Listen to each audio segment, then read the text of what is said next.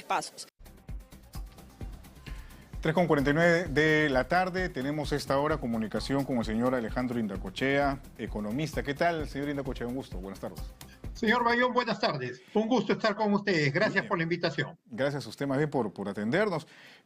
Bueno, para comentar esta situación en el ámbito económico que se ha generado debido, obviamente, al escenario que está atravesando nuestro país desde el mes de diciembre del año pasado, con las protestas. Hay una serie de bloqueos en diversas vías de nuestro país, en las regiones sobre todo, y esto definitivamente es innegable, impacta también en la economía. Por lo pronto, el ministro de este sector ha señalado que a pesar de toda esta situación, la economía peruana es resiliente. ¿Qué opinión tiene usted? Bueno, el ministro es un profesional de carrera, competente, dentro del MEF, que ha dado un mensaje de tranquilidad. Él está haciendo lo que se tiene que hacer. Evidentemente, focalizar la ayuda social, que se haga un uso más eficiente de los recursos públicos, porque el problema en el país no es dinero. El problema es ineficiencia y corrupción. Tenemos el caso de regiones como Arequipa, que solamente han gastado la mitad de lo que tenían presupuestado para el año pasado. Y es la región que lidera, según la Contraloría, la corrupción a nivel nacional. Entonces, yo creo que el mensaje va en la dirección correcta, en lo que implica, digamos, la marcha de la actividad económica. Pero el tema central es el problema con los bloqueos, la paralización de actividades y las protestas. Esto se estima que en el mes de diciembre ha costado al país más de 16.500 millones de soles. Esto afecta a todos, principalmente al pequeño, al mediano empresario. En el caso del Cusco, por ejemplo, el 70% del empleo es generado por microempresarios, por el taxista, la pizzería, el transportista, la venta de souvenirs en la calle, con lo cual no solamente han afectado el Cusco, lo que significa Machu Picchu, digamos, que se han cancelado gran parte de las reservas durante este primer semestre del año. El 80% de las reservas están canceladas. Estas ya no se vuelven a recuperar. Esto ha afectado también al Cañón del Colca.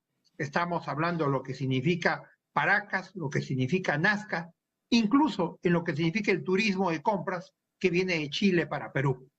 Evidentemente esto también implicancias a nivel de Lima, porque en Lima el turismo también está paralizado. Los turistas que venían para ir a Machu Picchu pasaban unos días por Lima. Entonces, esto es solamente una muestra de lo que se ha generado en el sector turismo, ¿no? Ahora, ¿en dónde se debería incidir, según usted, más por parte del gobierno, del sector, del Ministerio de Economía, finalmente? ¿A qué se le debería poner mayor atención para de alguna manera sortear esta situación? Que esperemos todos pueda mejorar y pueda superarse, ¿no? Pero mientras que esto suceda, pues, ¿en dónde se podría poner el foco? Mire, tenemos 70 puntos en la red vial nacional bloqueados. Se está pidiendo corredores humanitarios, porque eso no se manifiesta a nivel internacional. Hay gente que no llega el traslado de las situaciones de emergencia, no llegan las vacunas bivalentes, niños con patología están falleciendo. Esto es una guerra prácticamente interna. Estamos hablando de 2.500 unidades paralizadas, que están paradas, están estacadas en la vía, los transportistas están desesperados. Ya, entonces, ¿dónde se podría poner foco para empezar a actuar, ¿no? Sobre todo en el tema de la recuperación económica, que por lo menos en los sectores que usted señala, turismo y otros más, se han visto afectados. Porque, digamos, mire, que los hechos están ahí, ¿no? El diagnóstico está ahí. ¿Cuál podría ser, en algún caso, la salida, por lo menos, a esta situación?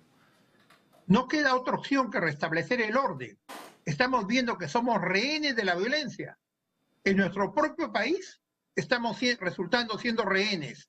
¿Por qué? Porque ante la arremetida que han dado hoy día en San Isidro, recorriendo la principal avenida, la avenida Arequipa, simplemente hemos tenido que refugiarnos. Sí, pero San Isidro no es el Perú, pues, señor Indacochea. ¿Quiere salir a actividades? San Isidro no es el Perú y hay 56 personas fallecidas en lo que va de las protestas desde diciembre. Cuando usted señala que se debe restaurar el sentido del orden y la autoridad, ¿a qué se refiere exactamente para hacernos una idea, ¿no? Porque se habla mucho de esto y es importante en realidad, porque es importante respetar la autoridad y el Estado de Derecho. Pero ese concepto tiene diversas aristas que también se deben analizar. Totalmente de acuerdo. Mire, los vándalos están incitando a la violencia. Y la violencia en esa magnitud, eso es terrorismo. El Estado no comete violencia. Señor El Estado Indacochea, restablece el orden. a ver, por favor, lo que pasa es que no podemos, digamos, ser reduccionistas y decir que todo lo que pasa en cuanto a protestas es terrorismo, porque estamos ahí también siendo parte de este problema en el que todos los peruanos y peruanas nos encontramos.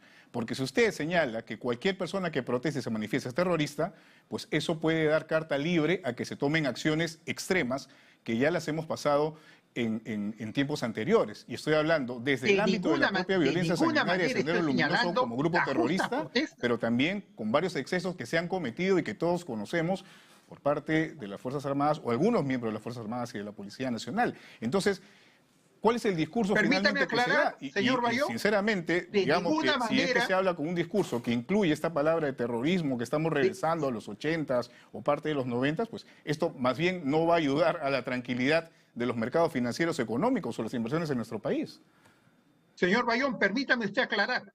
Yo no estoy señalando que los justos reclamos de la población, los cuales comparto el malestar de la población, comparto de aquellos ciudadanos que fueron estafados con una segunda reforma agraria, con aquellos ciudadanos que no querían más corrupción, que querían más no pobres en un país rico, que querían educación, salud, y les comparto ese malestar, ese reclamo que no hemos respondido en el país.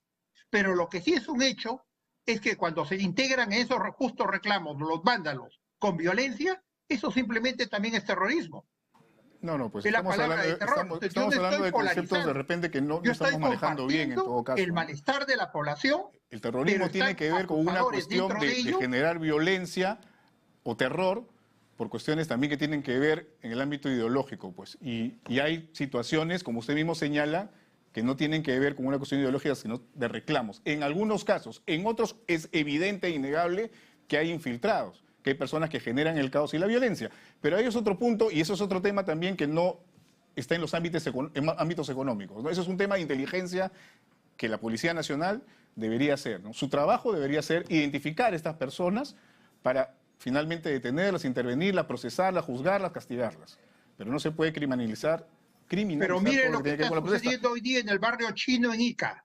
La policía está pidiendo refuerzos en estos momentos. Pero han pasado ya más de un mes, señor Indacochea, ha pasado más de un mes y no hay trabajo de inteligencia, de seguimiento de todo lo que ha sucedido para que se puedan actuar debidamente. O sea, ahí hay un problema también, digamos, de capacidades, podríamos hablar de eso, y de qué está haciendo realmente la inteligencia en nuestro país para finalmente identificar a estas personas que están generando caos.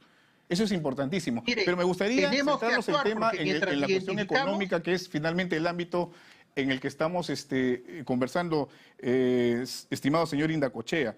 Le preguntaba qué es lo que se puede hacer respecto precisamente a superar este bache, esta ola de situaciones que vivimos en nuestro país en este último mes y medio aproximadamente. ¿Qué se puede hacer? Bueno, primero restablecer el orden, porque si estamos hoy día con tres fundos en Ica tomados, la policía que pide auxilio en el barrio chino en este momento, campamentos mineros quemados, evidentemente al hablar sobre economía, atraer inversión, suena pues en una realidad paralela que no tiene sentido. Tenemos que restablecer el orden. Esto es realmente la situación de una verdadera emergencia internacional y tenemos que necesidad de salir en varios frentes. Mire, en el frente internacional, por ejemplo, el señor Petro hace un llamado que hay una figura de genocidio. ¿Por qué no hemos mostrado la situación en la cual el policía es asesinado y después es quemado vivo? El suboficial José Luis Sonjo. Exacto, porque esa figura no sale a nivel internacional. Se han borrado los videos a nivel internacional del señor Castillo cuando hizo el autogolpe. Muy bien. Entonces, acá tenemos que tener una respuesta y no veo esa respuesta. Simple y llanamente están ganando el escenario, como usted quiera denominarlo. Si haya terrorismo o no, que hay una parte, no me cabe duda, están en esta batalla enfrentando incluso el nombre. La toma de Lima es la palabra que usaron los chilenos años atrás en la guerra con Chile, mire. Los enemigos ahora son internos. ¿Quién utilizó este título? Los chilenos en la guerra con Chile. Cierto, en la guerra con Chile ellos utilizaban la toma de Lima. En esta situación, digamos, en este escenario, ¿quién acuñó esa? En este escenario están hablando la toma de Lima hace meses. Y después del retiro del señor Castillo. ¿No? Muy O bien, sea, muchísimas acá yo gracias. hago una invocación a que realmente restablezcamos el orden. ¿Por qué? Porque esto nos va a impactar en la parte económica y nos puede llevar tranquilamente a una nueva década perdida, ¿no? Muy bien. A pesar de todos los esfuerzos que hace el Ministerio de Economía en este momento, ¿no? Ojalá que sí sea, ¿no? Que no retrocedamos. Muy bien, muchísimas gracias por haber estado con nosotros, señor Alejandro Indacochea, y por conversar con TV Perú Noticias. Muy amable. Muy bien. Muy amable, señor Bayón. Gracias, un Gracias. abrazo. 3:59 de la tarde, amigos. Vamos a hacer una pausa. Volvemos.